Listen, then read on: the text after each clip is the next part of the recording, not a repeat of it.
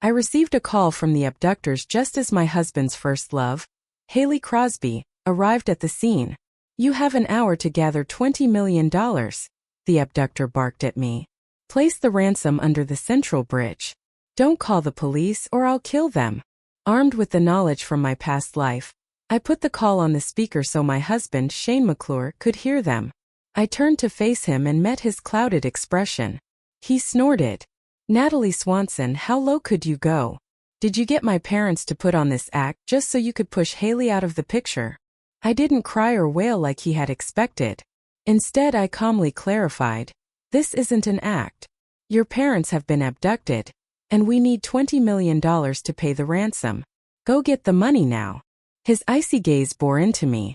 Stone-faced, he said, "Are you trying to swindle my money after you failed to win my heart with this sham marriage?" Shane and I had known each other for 2 decades. When we were younger, I saved his life once, and our families arranged our marriage as a result. But deep down, I'd always known Shane resented my modest family background. He had never hidden his feelings for Hailey Crosby, his first love, who had been studying abroad. Before we got married, I told him he could walk away, that he could return to Hailey if he wished. I promised I wouldn't hold it against him. Without even looking at me, he muttered flatly, "I'll marry you willingly."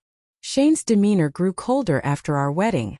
He had never looked me in the face from the first time we met. I often comforted myself and attributed his coldness to his personality, that he still loved me. Then Hailey returned to the country.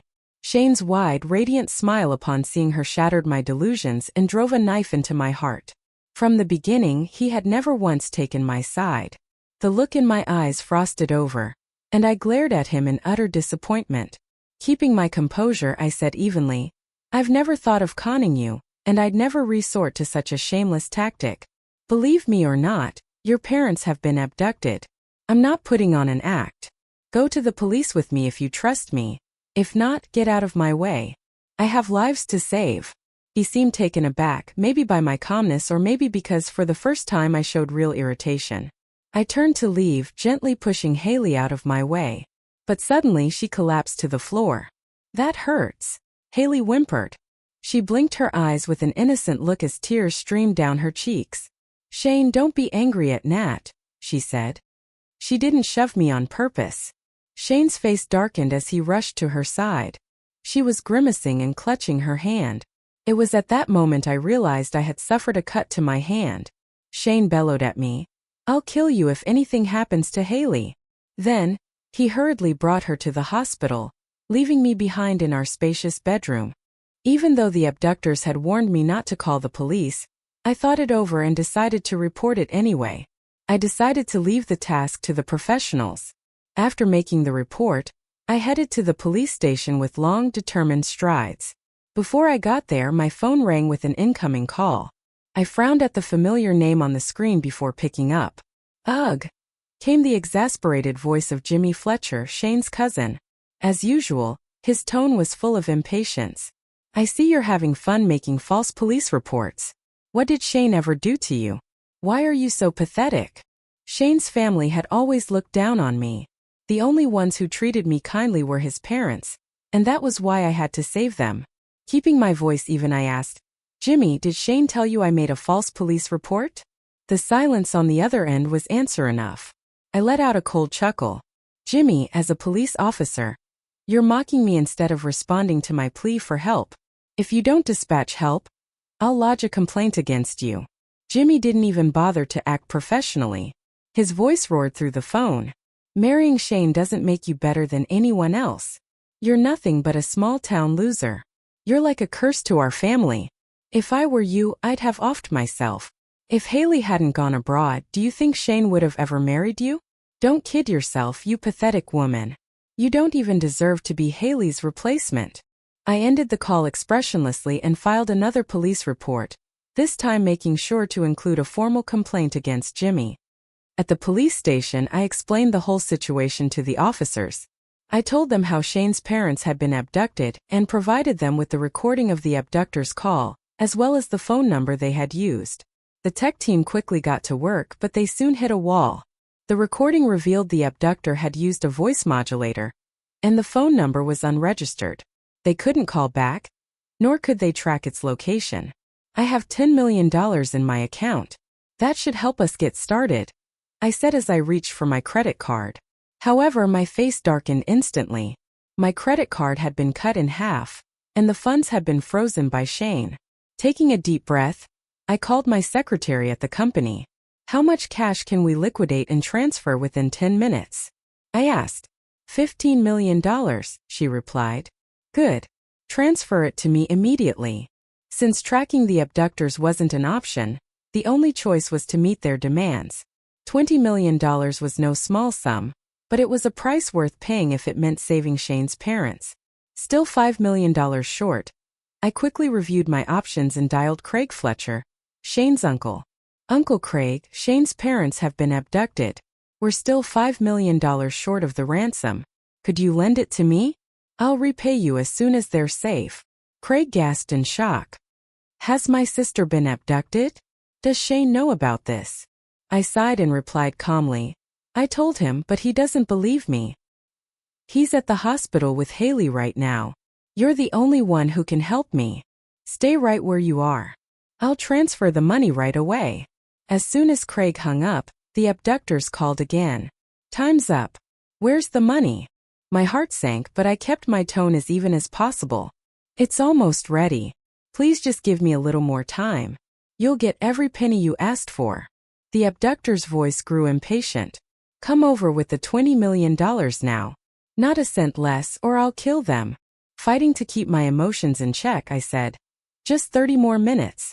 If my in-laws are still alive, I promise you'll get the full amount. No sooner had I finished speaking than I heard Shane's parents wailing hysterically in the background. The abductor's voice turned icy and venomous. If the money doesn't arrive within 30 minutes, you'll be collecting their bodies. After the call ended, the police shook their heads grimly. Even though the abductor had directly contacted me, it was still impossible to trace their location. I turned around and saw Jimmy passing by. He had overheard everything and now looked as pale as a ghost. Nat, have Shane's parents really been kidnapped? But Shane told me they were just acting to help you.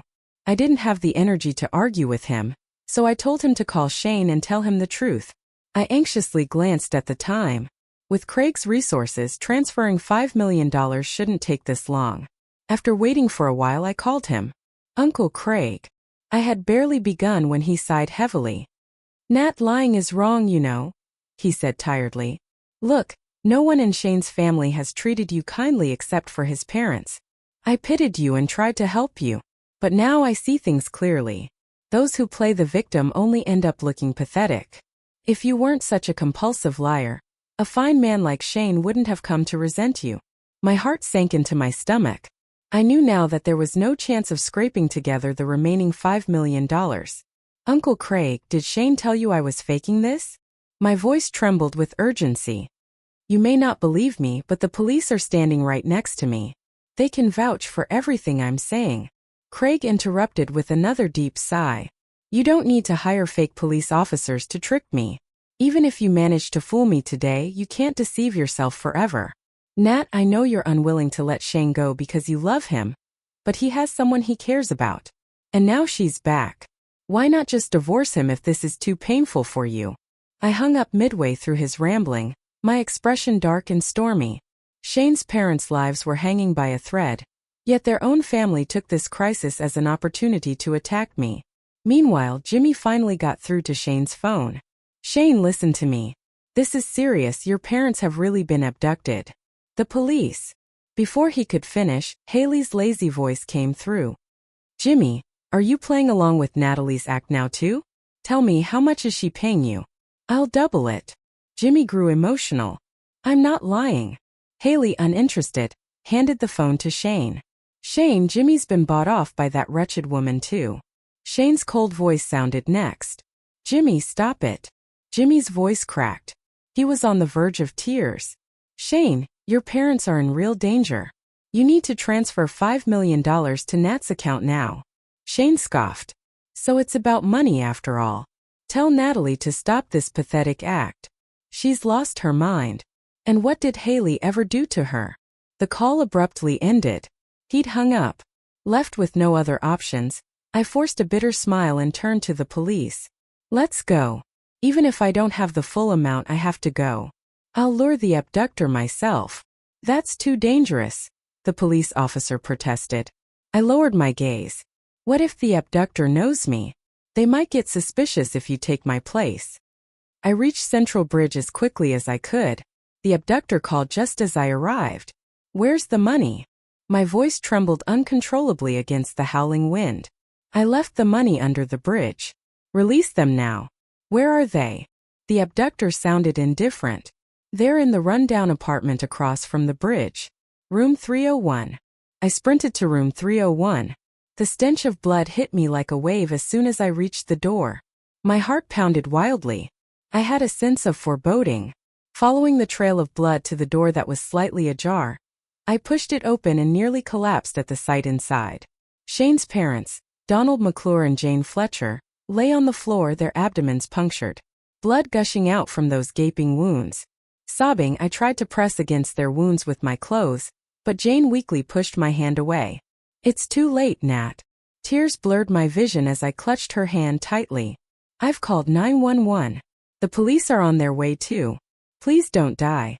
I'm sorry, it's my fault. I didn't get the money in time. I wasted too much time. Jane smiled faintly, as if even that required all the strength she had left.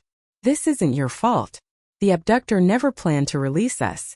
You've suffered so much over the years. Shane owes you far too much. Divorce him. Everything we own will go to you. Go live your life, Nat. A thought struck me, and my hands trembled as I fumbled for my phone to call Shane. Hang on, please. Just hold on a little longer. I'll make Shane come and see you. But every call went unanswered. Shane had blocked me. I sent him a message, telling him his parents were critically injured and begging him to come immediately. But he didn't respond. The light in my in-law's eyes gradually faded until it was gone. They had stopped breathing. I cried so hard it felt like my heart was shattered. My vision blurred to the point where I couldn't see.